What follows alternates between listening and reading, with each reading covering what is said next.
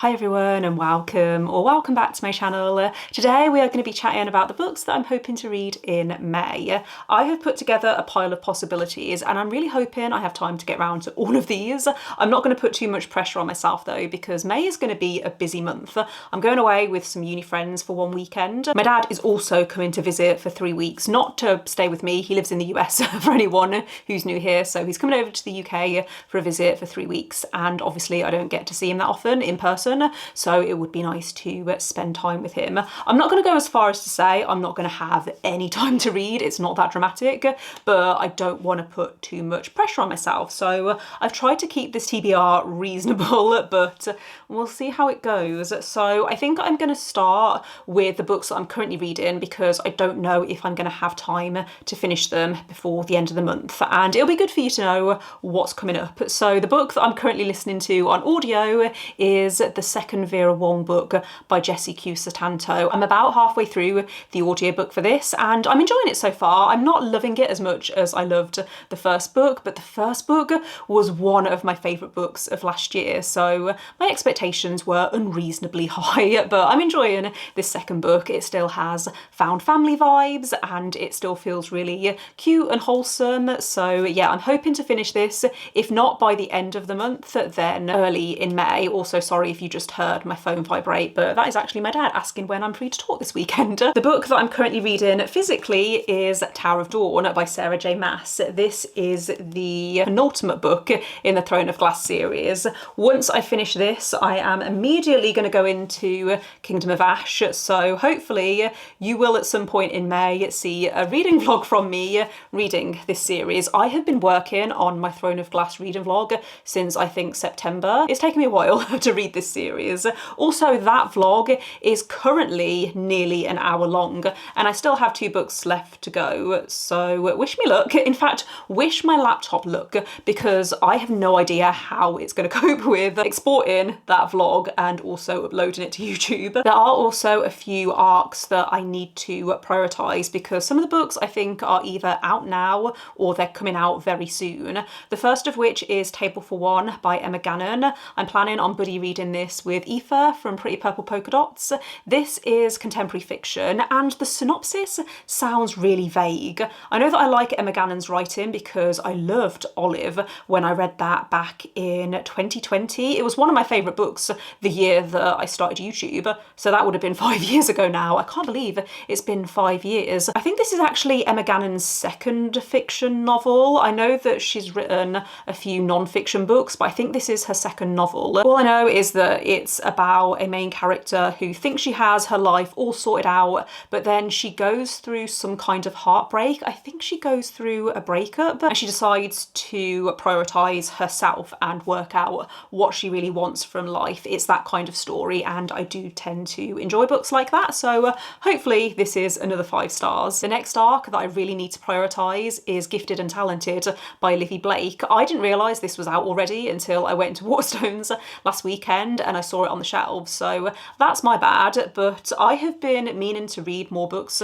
by Livy Blake ever since I enjoyed the Atlas 6 trilogy. This, I believe, is about a group of siblings whose father recently passed away and they are now competing to be the one who takes over his business, and there's magic and stuff. I think it's going to be similar to the Atlas 6 in that it's set in our world, but there's magic and it sounds really interesting. I don't know if this is a standalone or the first book in a series, so if you've read this book and you know, then please let me know because either is fine, I just want to know what I can expect. Bury Our Bones in the Midnight Soil by V.E. Schwab I am fairly confident is a standalone. If I'm wrong then please let me know, but this I am also highly anticipating for this year. I'm not sure when this comes out. I think it comes out in June, but it could be May. I could have that completely wrong, but either way I need to get around to this soon. It's quite a chunky one. I think it's sapphic and I think there's vampires and that's all I need to know. I have really enjoyed V. Schwab's books in the past,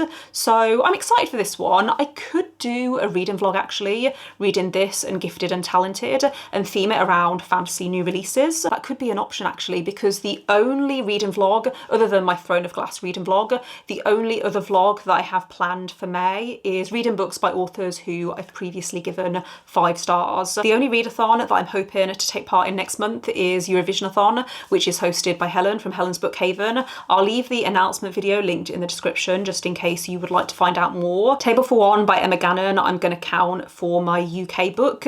And then I was thinking I could pick up My Grandmother Asked Me to Tell You She's Sorry by Fredrik Backman, and that would count for Sweden because Fredrik Backman is a Swedish author. He's also an author that I've given 5 stars in the past, so it would fit with the vlog that I have planned. That one I think is about a young girl and her relationship with her grandmother, and I was going to read it last year. However, my nan passed away at the start of last year in January, and all year I just was not in the right mind frame to read it. So I think that could be an option for May. It's quite a short book as well, and I tend to read Fredrik Backman's writing quite quickly because it just flows so well. I haven't read a book by him in years, but he does have a new release coming out soon, which I'm also very interested in. That could be an option instead actually for that vlog, but I already have My Grandmother Asked Me to Tell You She's Sorry on my TBR. I tried so hard a few years ago to get my digital TBR below 100. I did a whole project called the Kindle Clear Out Project